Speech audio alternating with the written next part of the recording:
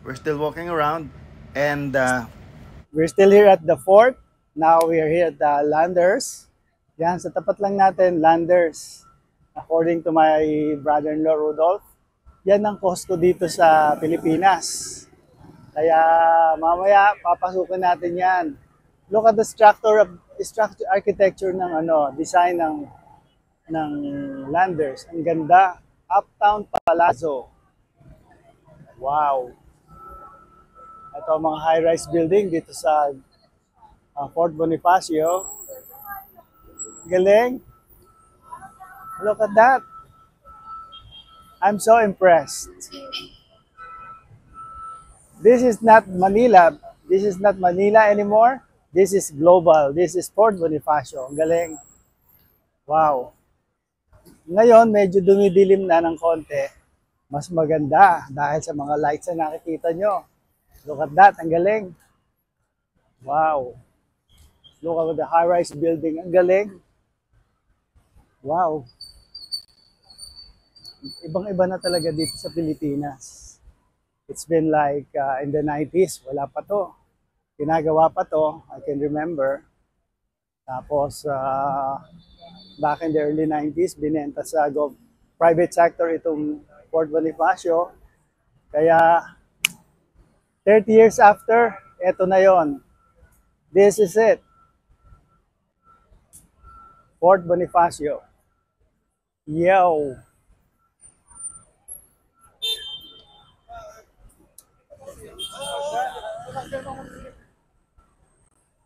Wow, Mitsukushi.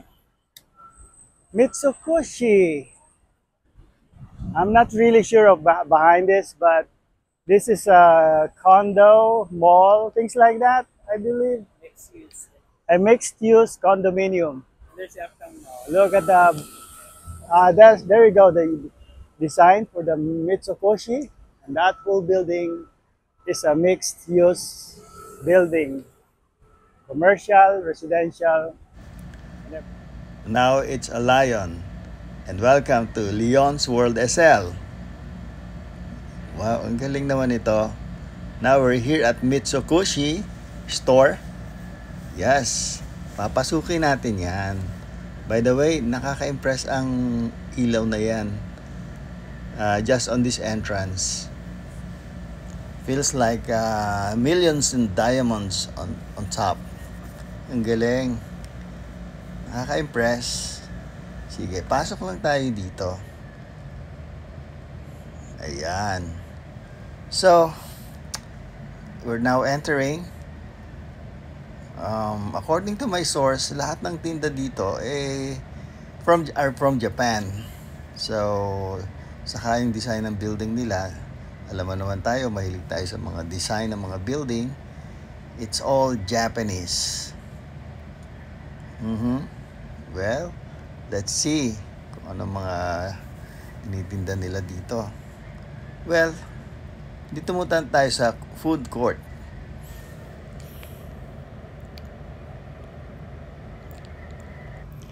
I mean, food section. So, iba-ibang makikita mo dito. This is one of it. Of course, yung mga Japanese cuisine nila. Hindi mo na kailangan pumunta sa Japan to taste the Japanese food. Dito pa lang iba ang aura dito. It's totally different from other malls like SM, mga galeria. Kasi yung mga furnitures nila, yung gamit nila, it's authentic. Ito, Katsudona Saiko, it's one of those restaurant. Yan. Ligid ko lang kayo.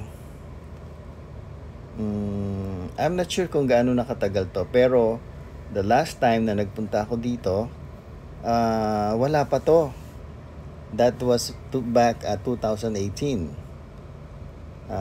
Parang mga ginagawa pa lang yata ang building na to eh. Ayan. Ito mga food court nila. Pili lang kayo.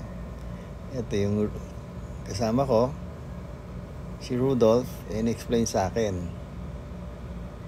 Yan. Ono. Ono daw stress. Haha. Yan.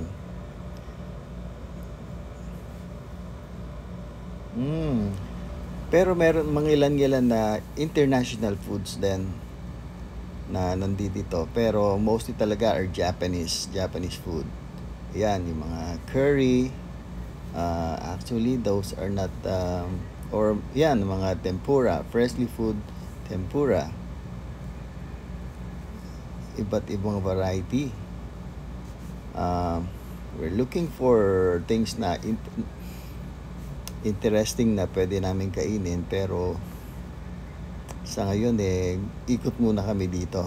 We'll find out. Ayan ang sabuten.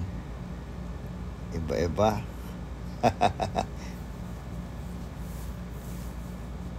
Ang galing. Back in the 90s, hindi pa rin ganun ka aware ang tao sa mga Japanese architecture and design. Pero ngayon, talagang popular na yung Japanese design. Even sa buildings, houses, ang mga concept nila are derived from Japanese. So, I remember, Japanese lang talaga noon here is yung Saisaki. Yun lang alam ko na popular sila for Japanese food. Pero ngayon, ayan, Itadaki Food Court. Dito popular na talaga rin ang food. Everything from Japanese. Kisataken. Iba to. Ayan. Meron pa silang style dito. It's actually the name of this place is Key Coffee. Different kind of coffee. Different flavor. Meron pa silang displayed here. An old phonograph. Ang galing. I was back in the World War II. Ganito kasi noon Pero hindi ako maabot pa noon. So, pili nga kami. Ano po kayo pwede namin ma-order dito? Mukhang masarap to Sige, kuha ko nito. Alright. Wow, ang sarap nitong na-order ko. Amazing. Tingnan niyo. Ayan, sige. Kung nandito kayo, pili lang kayo dun. Key Coffee. Highly recommended.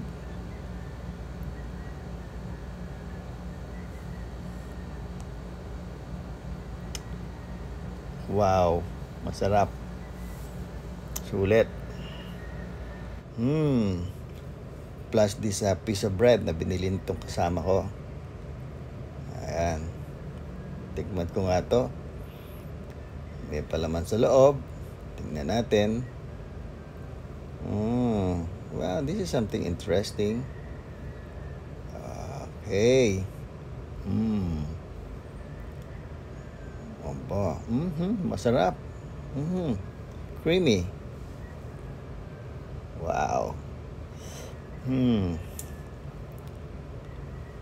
Ito nang binili ng kasama ko. I'm not sure kung anong tawag sa flavor na yan. Pero masarap din. Galing. This store also sells Funko Pops. Yan ang mga popular ngayon.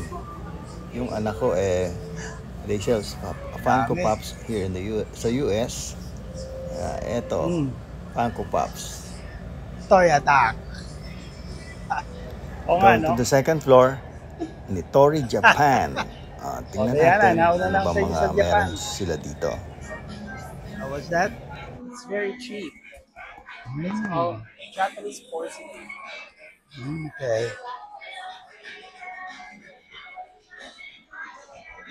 The porcelains here at Nitori,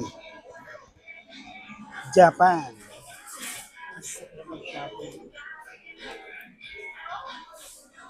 Wow, ang galing. Eto, nasa labas na kami ng Mitsukoshi. This catch Wow, my look at that attention. right. It's a work of art.